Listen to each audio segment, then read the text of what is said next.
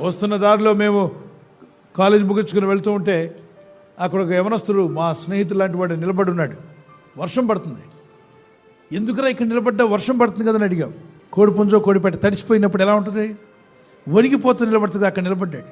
పక్కన ఫ్రెండ్ చెప్పాడు, వీడు ఎందుకు ఇక్కడ నిలబడ్డాడంటే గర్ల్స్ హై స్కూల్ అంటది. వాడు హృదయం మారలేదే అని బాధపడ్డాం.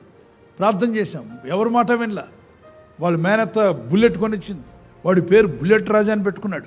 దుకుతుకు వెళ్తాడు, దుమ్ము లేపుకుంటూ. ఈయన చూసి హార్న్ కొట్టుకుంటూ వెళ్ళి అటేళ్ళు ఇటీలో ఒకసారి బస్ కిందకి వెళ్ళిపోయాడు. జీవితాన్ని నాశనం చేసుకున్నాడు.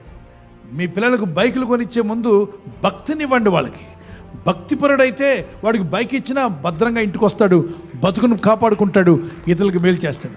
భక్తిని ఇవ్వకుండా బైక్ని ఇచ్చామనుకో బతుకు బస్టాండ్ చేసుకుంటాడు, అసలు బతుకునే ముగించుకుని వెళ్ళిపోయే అవకాశం ఉంది. దేవుని బిడ్డలారా, పిల్లలకు భక్తినివ్వండి.